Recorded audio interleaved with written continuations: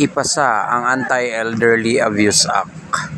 Maniniwala ba kayo na ang lalaking ito ay nagmula pa sa Mindanao? At tiyak na mas lalo kayong mamamangha kapag nalaman nyo ang paraan kung paano siya nakarating dito sa Maynila at kung ano ang kanyang adhikain sa kanyang pag-iikot sa buong Pilipinas. At sa kanyang pagdating dito sa Maynila ay na-feature na rin siya ng isa sa pinakasikat na masasabi nating motovlogger dito sa Pilipinas na si Kuya J o Team Katagumpay. At sa kanilang pagkikita ay nakatanggap ito ng ilang kagamitan na magagamit niya sa kanyang paglalakbay mula sa naturang vlogger. Tulad na lamang ng bagong lagayan ng tubig, bagong bag, dalawang bagong sombrero, nandyan din yung 2 piraso ng jersey ng Team Katagumpay, at syempre kape, pampagising sa pagbabiyahe, at para naman sa kanyang bike na set ng isang kadena. At binigyan din ito ni Kuya Jay ng pambaon niya sa kanyang paglalakbay. At syempre bago sila maghiwalay ay nagdikit na rin ng kanyang stickers sa ang Team Katagumpay sa bisikleta ng ating butihing kapatid. At ang isa sa pinaka nakakabigla at pinaka nakakatuwa dito ay isa siyang balik Islam. Kaya naman tara't sama-sama nating tuklasin kung sino at ano ang dahilan ng kapatid natin na ito na nililibot niya ang buong Pilipinas gamit lamang ang kanyang munting bisikleta.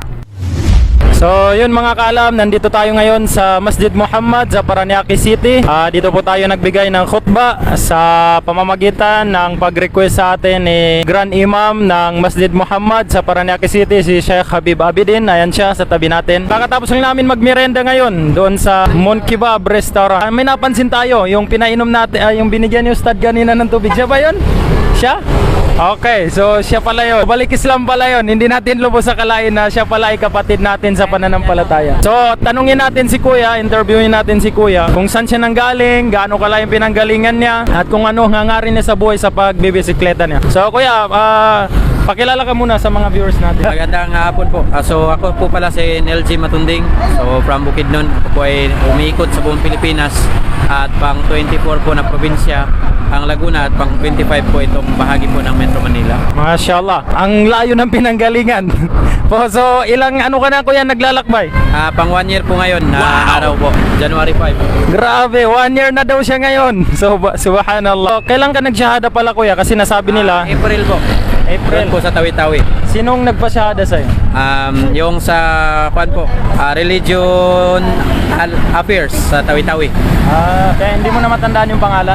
Nandito po sa Facebook, hinahanap ko pa nga eh. Kalimutan ko yung pangalan ni Juan. So, bakit ka nag-Islam Kuya?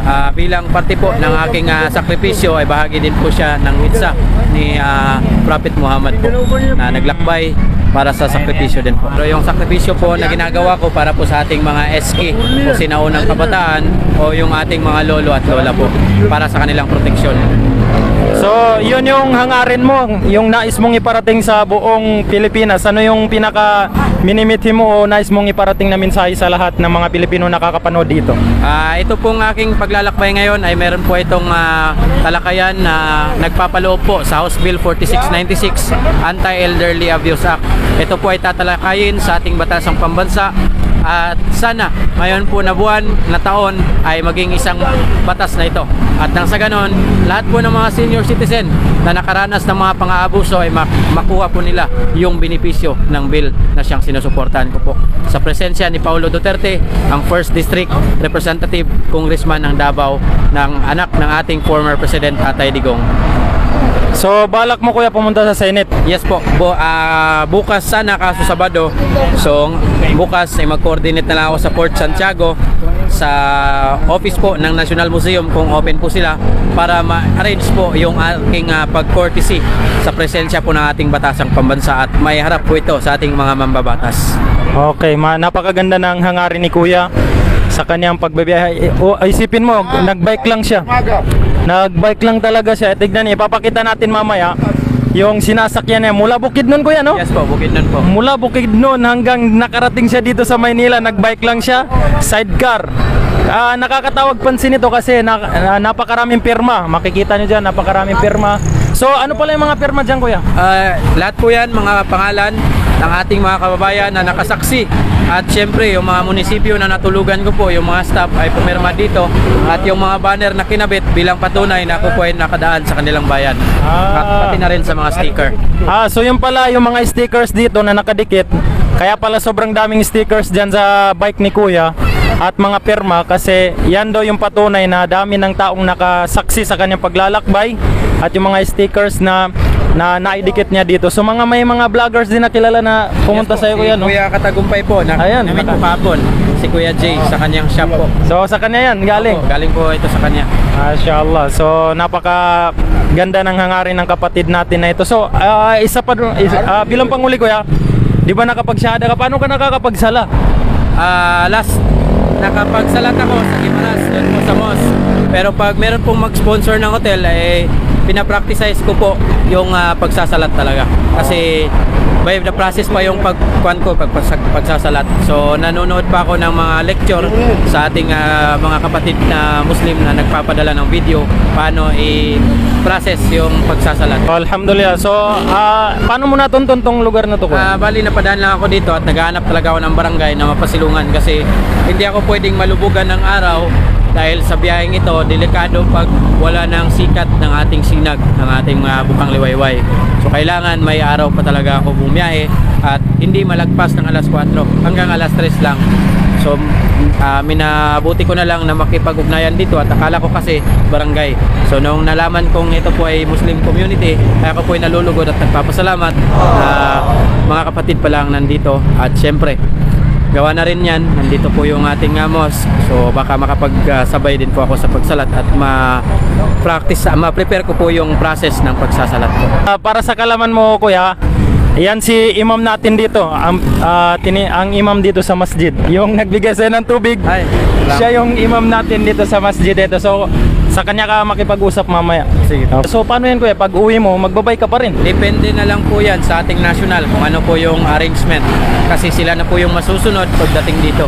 Kasi ito na po yung finish line ng aking journey. Pero pag mapagbigyan na ubusin ang buong Pilipinas, alhamdulillah ay uubusin ko po talaga. Last na mensahe ka pa, kuya? Ay, marami pong salamat sa mga walang sawang sumubaybay at nakasuporta at nakapirma dito. At sa mga nagpaabot ng pagmamahal at sa mga pagdarasal ng ating mga kapatid sa Islam at siyempre sa mga Kristiyano na nagpaabot din ng kanilang pagdarasal na maging safe yung aking biyahe. Maraming salamat po sa inyo. Hindi ko po kayo makakalimutan hanggang sa dulo po ng aking hininga. Gagawin ko po sa abot ng aking makakaya. Mayangat lang ang respeto at pagmamahal na siyang kinakailangan ng bawat isa. Suportahan niyo si kuya. Kapag napadaan si kuya sa inyo, ay pwede kayong maglagay ng perma nyo rito, tsaka mga stickers bilang suporta kay kuya. Nawa ay pag-ingatan ka ng Allah sa iyong paglalakbay, mahal naming kapatid. At nawa ay maisa katuparan yung minimithi mo, nais mong ipasa sa Senado natin. So nawa ay gabayan ka ng Allah subhanahu wa ta'ala at bigyan ka ng tawfik sa iyong paglalakbay.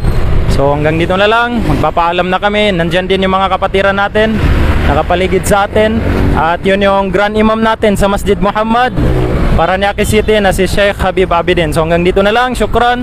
Assalamualaikum warahmatullahi wabarakatuh. Pagkatapos nga ng makikipag-usap natin sa minamahal nating kapatid, ay bala ko sana na maglagay ng ating pirma. Ngunit dahil sa sobrang dami na nang nagbigay ng pirma dito, ay sa tingin ko ito ang dahilan kung bakit naubusan ng tinta o ink ang pentel pen ni kuya. Nakakapanghinayang nga lang, ngunit ganun pa man, ang importante naging parte tayo ng alaala ni kuya sa kanyang paglalakbay at sa pagpapasa ng kanyang minimithing adhikain para sa ating mga magulang. Kung umabot ka sa dulo ng video na ito, ay maaaring suportahan natin ang ating kapatid sa pamamagitan ng pag-share ng ating video. Nawa ay ang sakripisyo at pagod na inalay ng ating butihing kapatid ay hindi mauwi sa wala at makamtan niya ang kanyang minimithing tagumpay. Allahumma amin.